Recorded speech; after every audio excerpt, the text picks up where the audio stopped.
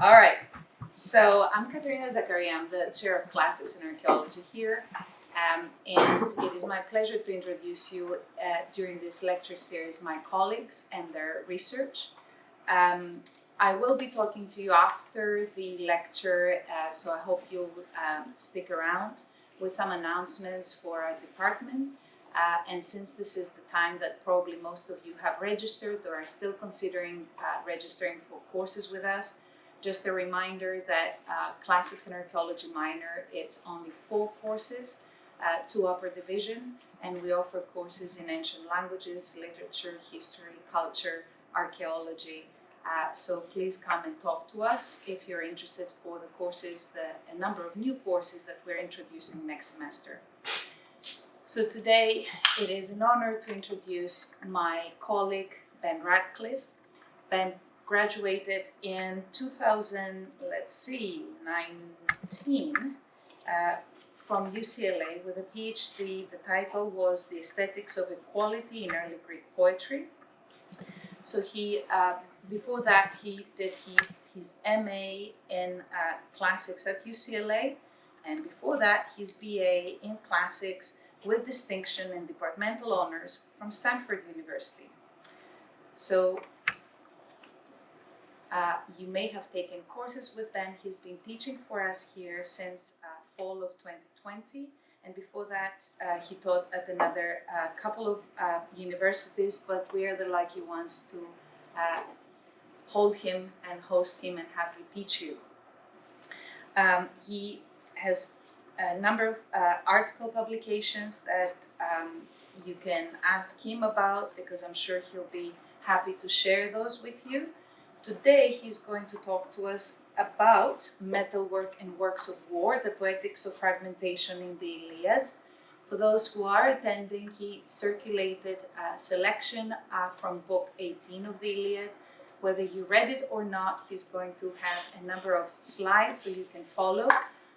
Also to tell you that the lecture series, the way that it works is that if you are not receiving information from us, please let us know and we will add you to the Brightspace non-instructional page platform where lecturers post readings, and you may also post questions that come following the lectures for any of the instructors. So if you have been attending the series, you can write directly to the instructors or to me. And also know that if you attend both the fall and the spring lecture series, you can register in the spring for a course that is 1 unit. And you get a unit, a credit for attending the series. So let me know, and this is by permission of instructor. I'll be happy to permit you to take that 1 credit. So thank you guys. Ben.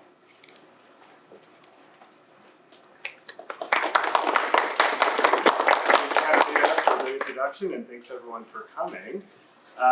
So the talk I'm going to give is based on a conference paper that I gave back in January, and it sat around for a few months, and this was an opportunity to revise some parts, add some more parts, take out others, and I've just been thinking about where I want to go with this project, so I'm excited to hear what you think about it and any ideas you might have. All right, so today I'll be talking about the Iliad, the earliest work of Greek literature, traditionally attributed to the poet Homer. It's an epic song about the war between Greeks and Trojans on the battlefields around the city of Troy, which the Greeks besieged for 10 years and finally destroyed. The Iliad alludes to the whole course of this conflict, but the story that the poem actually tells is set during just a few weeks at the beginning of the 10th and final year.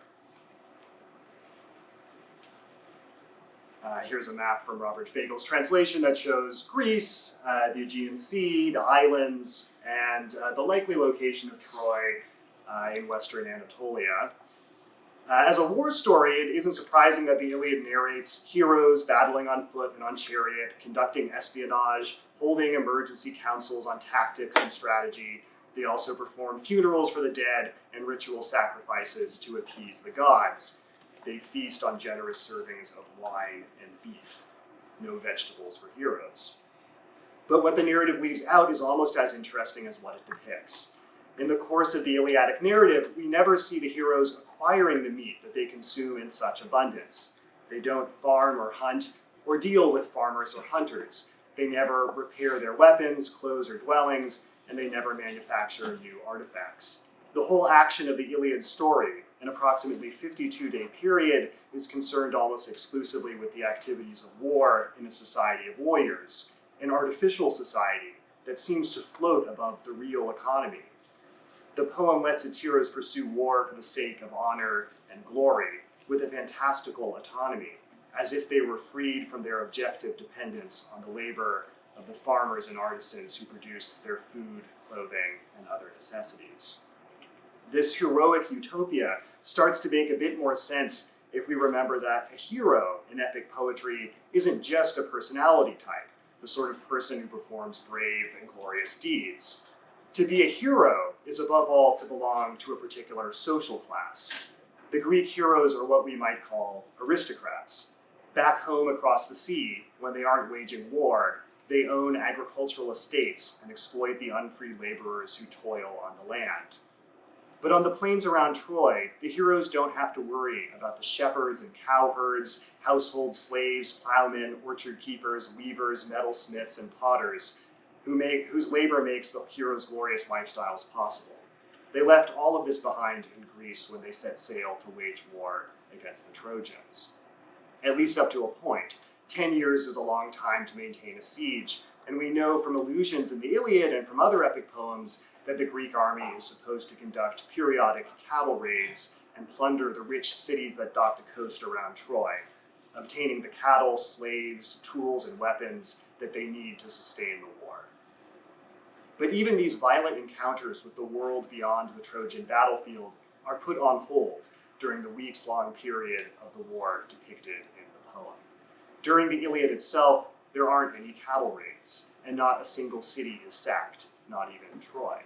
In effect, the Iliad runs a thought experiment in which the structure of society collides with the structure of poetry. The Iliad asks, what kind of story can epic poetry tell when its protagonists in their pursuit of war are cut loose from the labor of their social subordinates, from the non-heroes who constitute the vast majority of this fictional but realistic pre-modern society? It's important to say right away that the Iliad is considerably more self-aware, more self-critical than it's often given credit for. The poem is aware, so to speak, that warriors can't actually make war without the labor of ordinary farmers and craftspeople. The poem knows that its central premise is profoundly artificial, and the poem is interested in its own artificiality, in the kinds of poetic artifice, the omissions, distortions, and rearrangements that the story has to make in order to realize its impossible vision of a society so devoted to aristocratic war-making. I'll argue that the Iliad approaches this self-examination in a very distinctive way.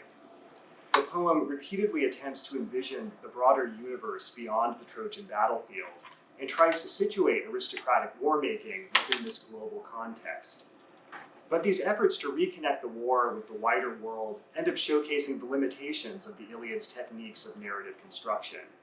That is, it showcases the price that the Iliad pays for maintaining a vision of a self-contained warrior aristocracy. I'll focus on a particular case study, the shield of Achilles, a massive metal artifact that the god Hephaestus constructs in an extended passage in Book 18. This was in the PDF I posted. The passage describes how Hephaestus decorates the shield's surface with an image of the universe of epic, including pictures of battle, of political dispute, of peaceful farming, of weddings and dancing, all encompassed by the earth and sea and stars.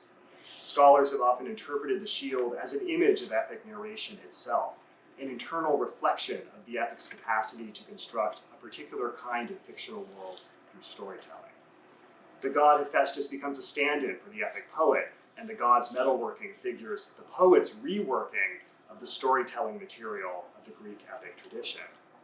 But if the shield is an image of the work of poetic narration, it also depicts the shortcomings of the Iliad's particular kind of narrative tunnel vision. I'll try to show how the shield's effort to situate scenes of war within a larger cosmic design is afflicted by strange non sequiturs, by gaps between scenes that are supposed to form an encompassing whole. But before we deal with the shield in any more detail, I want to clarify exactly how the Iliad is interested in the world beyond the Trojan battlefield. A world that, as I've suggested, is largely excluded from the sequence of events narrated in the story. The Iliad is part of a tradition of Greek epic poetry, which includes other poems from roughly the same period, like the Odyssey and Hesiod's Works and Days. One of the hallmarks of epic style of fictional world building is to convey a sense that a poem's own particular concerns are part of a vaster universe, a universe full of gods and humans, of far-flung cities, farmlands, and natural forces, all interconnected in a web of alliances, exchanges, and violent encounters. As part of their storytelling projects, Greek epic poems use a range of techniques to place their own particular characters and narratives within this encompassing universe, which the Greeks of a somewhat later period called the cosmos, the order of the world. The Iliad constantly alludes to the cosmos, the world beyond Troy, including the gods and the natural environment, but also the lives of farmers, shepherds, woodworkers, weavers, and so forth, precisely the kind of everyday, non-martial labor that the poem excludes from its 52-day narrative. This is a confusing point, and it's worth pausing to think about it. The poem refers to activities that it avoids narrating in the story. For example, the heroes frequently allude to the lives that they led back home and will lead again if they survive the war. When Achilles, the most talented Greek hero, threatens to abandon the war effort in Book 1, he remarks that the Trojans, quote, have never yet driven away my cattle or horses, and never in Phthia, rich-soiled, men-feeding, have they spoiled my harvest. Phthia is Achilles' kingdom in Greece, back across the Aegean Sea from Troy. When Achilles thinks of home and peace, he refers to the actual production of food by the farmers in his kingdom. But the labor of these farmers is not actually narrated by the poet. It's held at a distance in space and time, beyond the shadowy mountains and the echoing sea. Something similar is going on with the work of artisans and craftspeople, which is depicted almost exclusively in similes. The simile is a characteristic device of Homeric poetry, in which events in the story are compared to scenes from a very different setting, often from what commentators call ordinary life. For instance, during a battle in Book 16, the hero Sarpedon is hit by a spear and perishes. He's said to fall to the ground like a towering tree felled by carpenters who use the timber to make ships. In another scene that I don't show here, when Menelaus has to retreat from the thick of battle, he's said to flee like a hungry lion driven away from a pen of cattle by farmers and their dogs. There are hundreds of comparisons like this, some just a few words, some several lines long, all depicting scenes far removed from the battlefield, including the work of farmers and artisans, especially in their encounters with the natural world.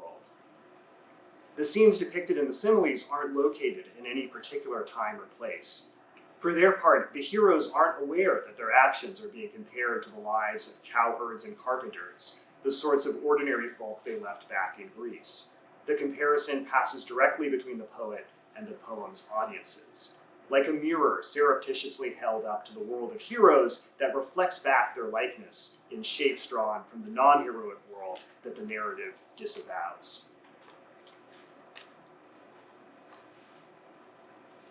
I tried to make a kind of overly complicated diagram here to illustrate this idea. So the arrow is supposed to represent all of epic time, the period of the Trojan War, the period before, the period after, and the box in the middle shows the period of time actually covered by the Iliad. This isn't to scale, but it's not the whole of the Trojan War. It's just a bit of the 10th year. Here are some other events in the epic timeline. There's the start of the war before the beginning of the Iliad. There's the destruction of Troy, which takes place after. There's the Odyssey, which is also after, when Odysseus returns home from the war. And then there's the references to things like agriculture and handicraft and all sorts of artisan activities, which are depicted or referred to in the Iliad, but they don't take place during the time span of the Iliad itself, during its 52 weeks. They occur in recollected events from before the Iliad. They are imagined as taking place in a hoped-for future after the war, and they occur in similes, which is just beyond time altogether. Except for a handful of scenes, which actually are an exception to this rule, and this includes the Shield of Achilles, which I'll be talking about. So I said a bit earlier that Greek epic poems generally try to frame their narratives within a cosmic perspective. But this movement from the particular to the universal is especially problematic for the Iliad, because the poem cuts off the works of war that the poem narrates from the non-heroic labor that sustains war. The narrative treats the uppermost layer of the social order as a self-enclosed world. It's precisely when the Iliad tries to envision the cosmic totality that this problem becomes acute and interesting. The Iliad's pictures of the cosmos showcase what I'm calling the Poetics of Fragmentation, the construction of logical and temporal disconnections between adjacent pieces of a poetic composition. In other words, we'll see how the Iliad reflects on its own poetic design by probing its limits and points of failure. I'm especially interested in a handful of moments that slip through the net of the poem's self-censorship. These are the rare scenes that narrate the labor of artisans as they construct their works in real time, not as recollections or similes, but within the 52-day time span of the main story. There are maybe 3 such scenes in the whole poem, and I'll have time to talk about one of them. This is the scene in which the god of metalworking, Hephaestus, constructs a new set of armor for the hero Achilles. This includes a helmet, shin armor, a breastplate, and a shield. Most of the description is devoted to the shield, which is inlaid with intricate metal pictures showing scenes from the world at large, the cosmos. The shield is one of many manufactured objects depicted in the Iliad, including weapons, clothes, utensils, and vehicles. These artifacts point toward the social and economic realities beyond the horizons of the Trojan battlefield, because almost all of them are produced before the war or plundered from other cities before the Iliad begins. Almost only one of these artifacts, the shield that Hephaestus makes for Achilles, is fashioned and completed within the time span of the Iliadic narrative. I have a bit of an interlude here. I'm going to break from my script to show you some depictions of what this shield might look like, what sort of object, what kind of artifact Hephaestus is making in Iliad 18. And this is a little bit of a difficult problem because many scholars have tried to reconstruct visual representations of this shield that the god Hephaestus makes. But the account in the Iliad is pretty imprecise. It in a lot of ways, is not really trying to map onto a precise visualization of the shield. But there has been a lot of work comparing some particular terms and ideas in the shield design to actual artifacts from roughly the same period that the Iliad and Odyssey were, took shape in. And of course, this includes artifacts like actual shields, bronze shields, which survive in large numbers from this period, but also other kinds of round objects, metal objects with figures on their surfaces. And this includes a number of silver and gold gilded dishes and bowls. And there's a famous set of these dishes and bowls with imagery on their surfaces that have been excavated from a town in central Italy near Rome that the Romans called Praeneste. It looks like these bowls weren't produced in Italy. They were probably made in Phoenicia or somewhere in the Levant and imported to Italy. So here's one comparison that a Homer scholar has made to this particular artifact. This is a silver gilt bowl from Praeneste. It depicts a hunting scene. But the kind of interesting thing about the design is that we have this series of concentric rings with figures that seem to kind of circulate around the rings, undertaking various tasks related to everyday life and war and hunting. This is a hunting-focused bowl. Here's a much rounder bowl that has a lot more scenes on its surface. It also has these sort of odd snake figures that were added on at a later date. But the scenes are more diverse on this bowl. So there are scenes of war, hunting, agriculture, animals. This is the kind of content that we get in the Shield of Achilles as well. Right, and if, the color picture's nicer. It's actually I think a gold gilded bowl. And this scene is nice because you can see on the top layer there are soldiers on foot and on chariot, but then below there are agricultural laborers, farmers working under what look like date palms and vines. Very similar content in the Shield of Achilles, but with a bit less of a Near Eastern Levantine bent. And one more bowl of a kind of similar character here. This one is a much more complicated narrative structure. So it's kind of interesting to compare this to the narratives embedded on the Shield of Achilles. This central figure, the central medallion or ring, has some warrior, mercilessly capturing defeated enemies. Then there's another ring with prancing horses, very healthy, sturdy, maybe war horses. And then in the outermost ring, there's a complicated narrative involving a hunting expedition in which a man and a woman go hunting by chariot. The man hunts down a stag, but his catch is taken by a cave monster, and he summons his goddess patron to retrieve his food. There's nothing quite like this on the Shield of Achilles, but you can see how much kind of narrative content can be embedded in one of these. This is a relatively small object compared to what's imagined for the shield. Yeah, and a couple more pictures here. This one was also, I think, gold gilded. I think that was all of the content I wanted to show there.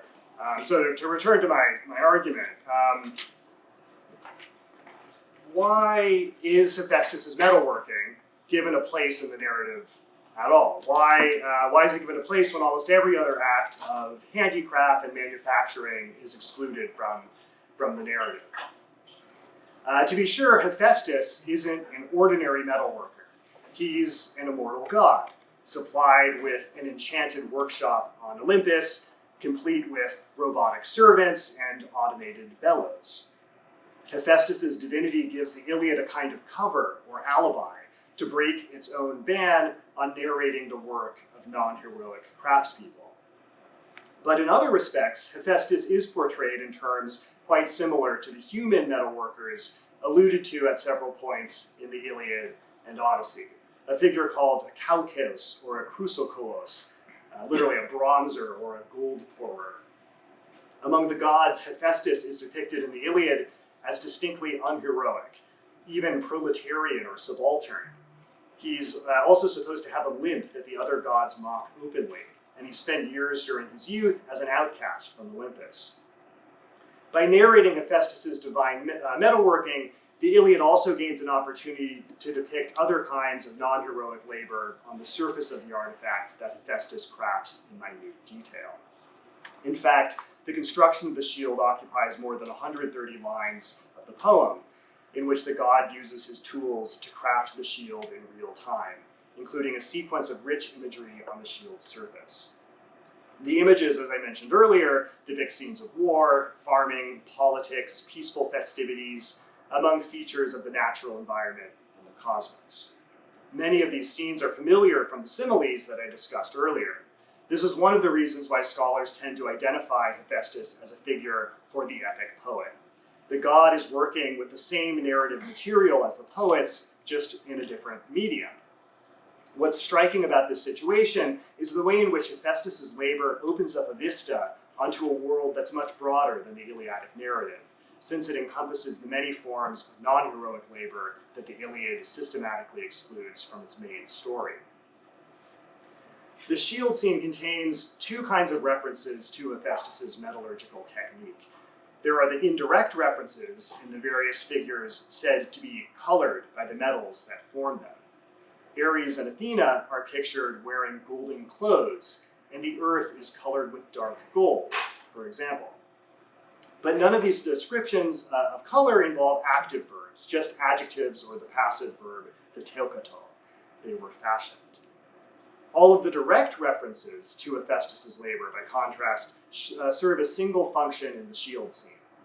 Each panel or scene on the shield is introduced with verbs of craftwork, like etithe, he set, eteuxe, he fashioned, poie, he made, and poikile, he elaborated. The table here on the slide shows how these verbs of metallurgical labor punctuate the major divisions of the shield imagery. I've included the first line of each scene on the shield, along with the subject of the scene that each line introduces. Scholars usually assume that the shield is organized into discrete scenes juxtaposed along concentric bands that run around the shield's face, like the metal bowls I showed earlier. The verbs of metalworking, then, are supposed to reflect these scene divisions, but the divisions are more consequential and more problematic than is usually supposed. Consider an especially jarring juxtaposition between scenes around line 540. This is the transition from a battle raging outside of a besieged city to an extended depiction of agriculture. The clothing upon Death's shoulders showed strong red with the men's blood. All closed together like living men and fought with each other and dragged away from each other the corpses of those who had fallen. He made upon it a soft field, the pride of the tilled land, wide and triple plowed, with many plowmen upon it who wheeled their teams at the turn and drove them in either direction. The proximity between the images on lines 540 and 541 make for a violent non sequitur. Corpses are slain in battle, and then a soft field plowed by farmers. Recent commentators tend to regard the shield as an encompassing, totalizing picture of the world of epic. This is true enough, even though, as Oliver Taplin points out, the picture conspicuously omits certain activities like trade and religious cult. But the scene divisions themselves are a kind of omission. What they omit are the material connections between the various spheres of social practice, especially between works of war and everything else, including farming and manufacturing. We know that such connections could be depicted here because they're well represented in the epic tradition outside of the Iliad's main story. For instance, in the Odyssey, Odysseus transforms himself from a warrior to a trader to a fellow traveler with merchants over the course of his long journey back to Ithaca from the Trojan War. In a sense, the whole story pattern of the heroic homecoming, nostos, bridges the opposition between war and peace, between the occupations of warriors and the occupations of farmers and craftspeople. Some transitions on the shield aren't as jarring. 3 shorter scenes, for instance, clearly form a sequence of the farming year, from plowing to sowing to the harvest. But the spatial and temporal meaning of the other scene transitions is less clear. Even the space of the shield's surface is strangely nebulous. Despite what I've said, the evidence that it forms concentric rings, as most scholars assume, is surprisingly meager. The truth is that Hephaestus's metalworking composes the scenes in an abstract space that sandwiches an assortment of largely disjointed human endeavors between the stars and the ocean. The cosmos becomes a container of fragments. The effect of the scene divisions is to convey a sense that once the Iliad's break between aristocrats and ordinary laborers is set up, the pieces of the social universe can't be put back together again, even by a divine artist. There's a kind of aesthetic irony at work here. Hephaestus's metalworking belongs to the class of non-heroic labor excluded from the Iliadic narrative, except in this scene. And this labor impinges here on the story precisely by depositing fractures in the world picture that it constructs. That is, with the verbs of metalworking that break up the shield into disparate scenes. By forming discontinuities in the representation of the world of epic, the temporary presence of non-heroic labor only renders its own systemic exclusion from the Iliadic narrative more tangible. The shield's aesthetic consistency is stamped with the inconsistency of the Iliadic world picture and its impossible schism between works of war and works of peace. There is one scene on the shield that puts martial and peaceful endeavors into direct contact. A passage starting at verse 520, in which 2 shepherds are ambushed by the army of the besieged city introduced earlier in the shield description.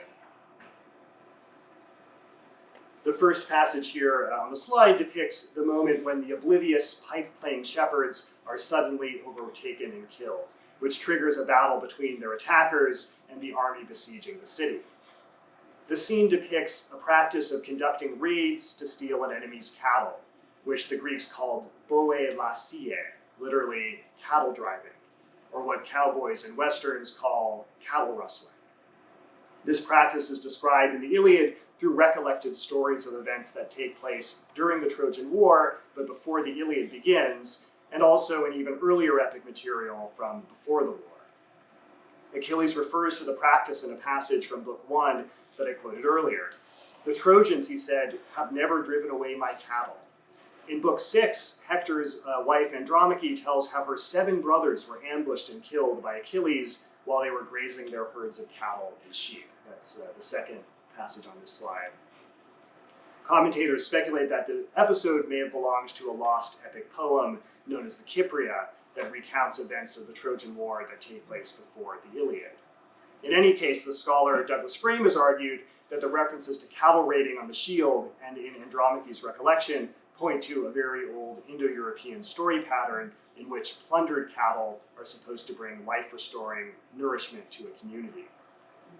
In the epic imagination, cattle raiding involves an intimate connection between the works of war and the reproduction of communal life, a connection that's excluded in principle from the main story of the Iliad, which of course is silent about how the Greek army sources its supply of meat.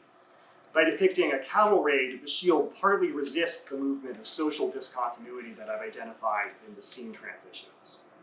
It's telling, however, that the outcome of the raid is held in suspense, since the rustlers are drawn into a pitched battle that terminates suddenly with the start of the farming calendar on verse 541.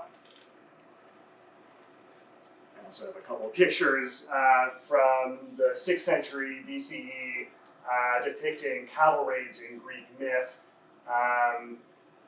This one shows Heracles stealing the cattle of Geryon, the sort of 3-bodied monster. Heracles is on the other side fighting him, but here are the cattle. And then there's a sculpture from Delphi showing the heroes Castor and Pollux conducting a cattle raid. You can see the cattle in rows, with one in each row turning its head towards the viewer.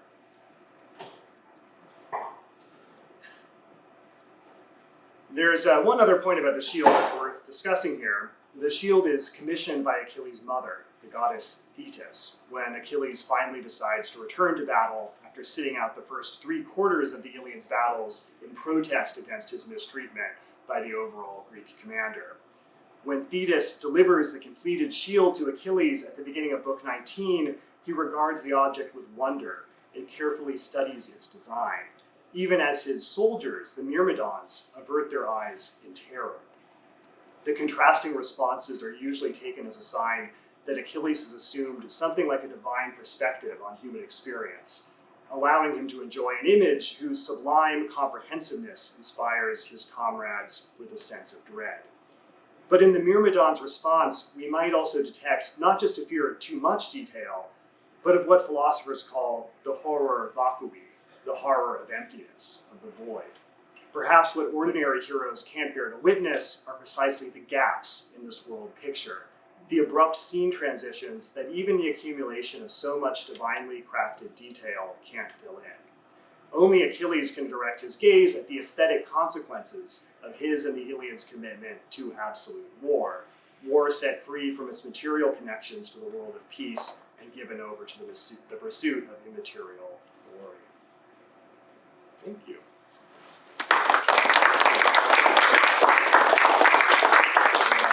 I'd be happy to take questions if you have thoughts or questions. Oh, yeah. Thank you for that talk. I'm curious to what extent you think that the avoidance of discussing non-warfare issues in the actual time frame of the Iliad is due in fact to just it being a campaign season. Because we know that the Romans had campaign seasons and later Greek warfare takes place in campaign seasons. Could it not be that the Iliad, with its very brief duration, is confining most of the what you would call the non-heroic activities to a really standard seasonal cycle? That's a good point.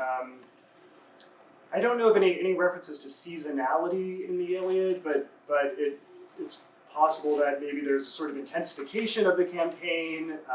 Maybe the Achaean armies are more concerned with building defenses. They build the Achaean walls because Achilles is retired. So there could be sort of there could be circumstantial reasons, or maybe they're related to seasonal issues that mean they're less interested in connections to the world beyond war. But on the other hand, this is almost 2 months of time spent around Troy, and it seems like naturally there would have been the question of how to provision an army, where's the food coming from. There are a few references to. There's one well-known reference to interaction between the army and a merchant. There's a wine merchant, Eunaeus, who visits in book 7. So this stuff is happening, right? Like even if they're on campaign, there's still the need to provision the army. But it's more of a kind of, in my view, it's more of a poetic question of excluding those sort of references from a time period which can sustain a kind of fantasy that aristocratic heroes just don't need to deal with that stuff. Unless there's a poetic reason for bringing them into the narrative in a very selective way. Is this a particular characteristic of the Iliad, or how does this dynamic play out in other Greco-Roman epic? Yeah, I'm saying this is distinctive about the Iliad, and it's it's something which is you can see that the epic tradition has ample resources to depict the interconnections between war and peace. I mean, that really is what the Odyssey is about, right? It's about transitioning from the life of a warrior to basically becoming a Greek king in this period is like an agricultural manager, basically. I mean, Odysseus would if he was able to settle down right away at the end of the Odyssey, he would have become a kind of farmer manager. So that kind of transition is possible. There's all sorts of depictions of the Odyssey of trade and exchange and violent appropriation of resources from non-warriors. I think it's a very programmatic and deliberate decision by the Iliad to exclude those sorts of connections from its narrative time frame. Not from the poem as a whole. I mean, the possibility of those connections is constantly being indicated through things like similes, as I said, but it's just trying not to narrate them, which is itself a kind of point I'm trying to think through. Like, why is narrative this such a kind of distinctive issue, where this question about the schism between war and peace is playing out in such like really clear and decisive terms, I think.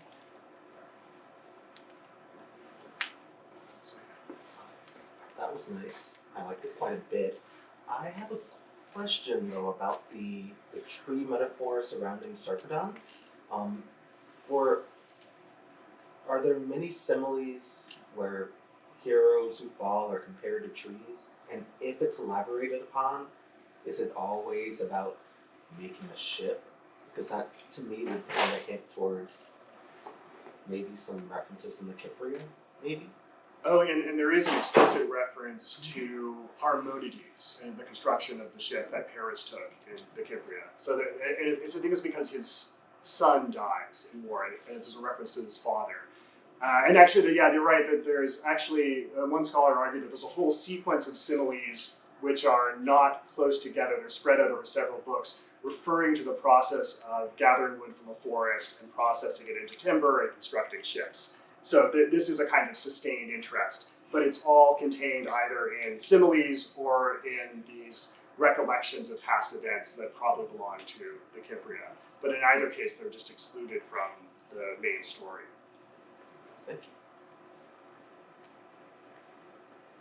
I found this very convincing, Ben, and I like where you identify stories from a life that is not as elevated as the aristocratic that the heroes are aiming for, to be part of an earlier tradition that has been selected purposefully to be excluded, because this is an issue of omission and exclusion. And I was just recently listening to another work that is recent. So when you listen to something like Proust, who is writing for sort of an elitist audience, when he refers to mundane stories, they are stories that are kind of silenced because the focus of the action needs to be to what the hero ought to be doing. So, I mean, you never talk about the life of the ordinary person when you deal with somebody you want to elevate. So these are, even in the similes, the comparisons are to the feeling of a scene that comes in and brings another emotion, rather than the hero living through the scene that is described. So you will never think of the hero participating in the cultivation of the land, but it's a simile of what the cutting down of a tree is similar to cutting down bodies. So it is for the ordinary audience to experience what a heroic life is like. And you can only do that by referring to contemporary everyday similes to enable the audience to read into the life of those heroes that are way above and beyond the life of a contemporary person. So the heroes in the Iliad are set definitely above the ordinary man, but between the gods and men. So they have to have this life. It's almost like the sayings that you never hear if they have a stomachache. Yeah, that's a really nice point, right? That like the simile bypasses the hero. It's about the heroes, but it allows their particular experiences to be brought down to earth and made accessible to an audience who might know about, cutting down trees in the forest, Yeah. but not about, the being a frontline fighter in battle. Yeah. And that, a lot of work has been done about, veterans who don't have the vocabulary to, they don't want to share their own experiences in a vocabulary that translates to the rest of us that haven't participated. So for them, it's the PTSD. They can't talk about it. But for the poet that is carving this narrative, it is about creating a space that is safe enough for those who have not participated in this to still experience what it might be. Because you are cutting a tree, creating a ship, but you're not killing people on the front line. Yeah, but it has the same kind of pathos about the loss Yeah. of life and the Yes. same sense of loss, but Yeah. not quite the same, right? Yes. I mean, it's you're so right too about the idea that it's a question of omission, and the Iliad is very adept at omitting things which are almost right in front of you, like the heroes fight in the front lines, and there are masses of ordinary soldiers in the background, the Playthus, right? And they're present, they're there in the story, but they just they only speak up on a few occasions, like in Iliad 2 with Thersites. There are occasional outbursts where they make their voices heard, but they're just kind of there in the background. Because the story is not about them. It is about this exceptional human being that we are given the kind of steps to come close, but not too close. Yeah. That's a good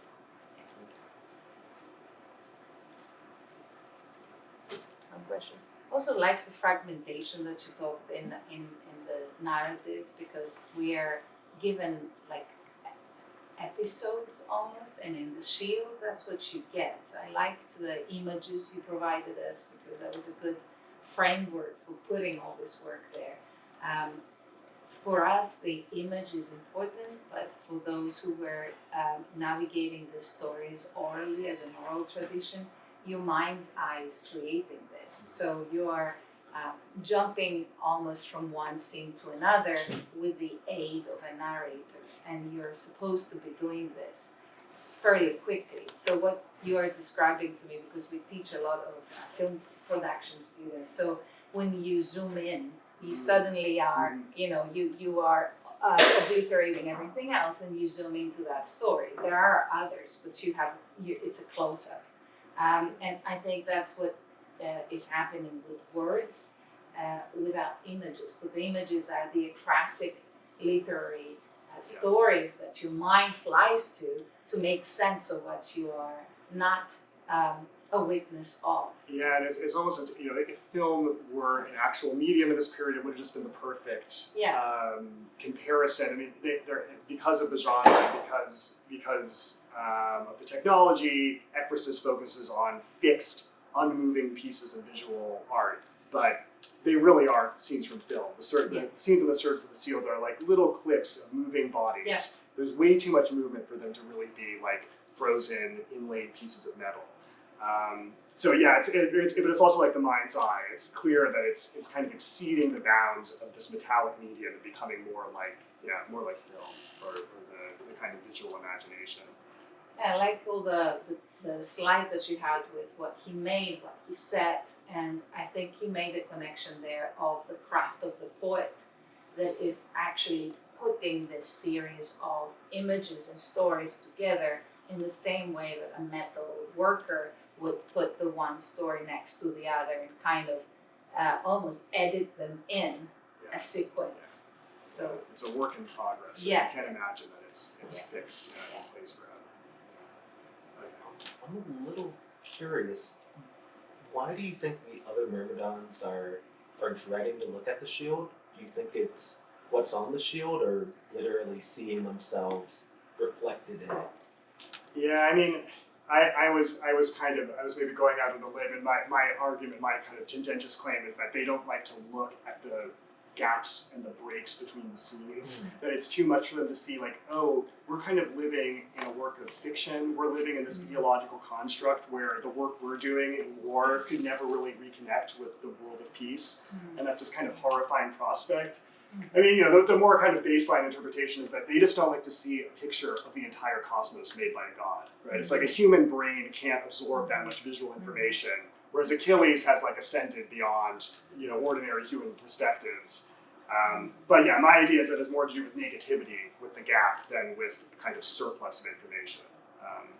Some people also think it's just the brightness of the shield. It's like a sun ray, yeah. Or maybe seeing their reflection. Yeah, that's a great point. Right, to see what we're doing. Yeah, I mean, later, the other time the shields, one of the other times is referred to later is when Hector is, in his final leg in book 22, he's about to die, and he thinks he's going to make like a final stand, and then he sees Achilles in his armor and the shield, and he's so bright. He's like the midday sun, and he decides, no, I'm going to run around the city 7 times to try to get away. I like that a little bit, especially since you brought up the shield maybe echoing a plate. And you do have Achilles in some depictions with a sword over the body of Hector and the shield nearby. Oh, I don't know. And on vase. There's some, Oh, okay. I'm sure. That's really cool. Nice. Oh, yeah. I sort of thinking along the lines of the audience relating everyday experience, or like the experience of everyday agriculture to the soldier's experience. I was thinking about how like the material of metal itself is part of that familiarity, because like metal, is developed for many reasons, but one of them is just the basic antagonisms that exist. You talked about how it's like farmers dealing with threats from nature sometimes. And so like refining metals is part of warding off all those threats. And so like warfare and its use of metals for armor is like an extreme version of the sort of everyday antagonism of nature. Yeah, like here's this material that That is used farmer, in both. right?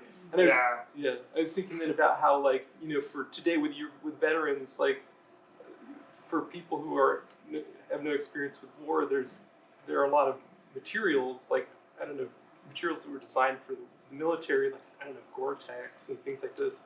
But you can buy these things, and it allows for some sort of association between, maybe you're going camping or hunting, but it's like you have materials that are used in actual warfare.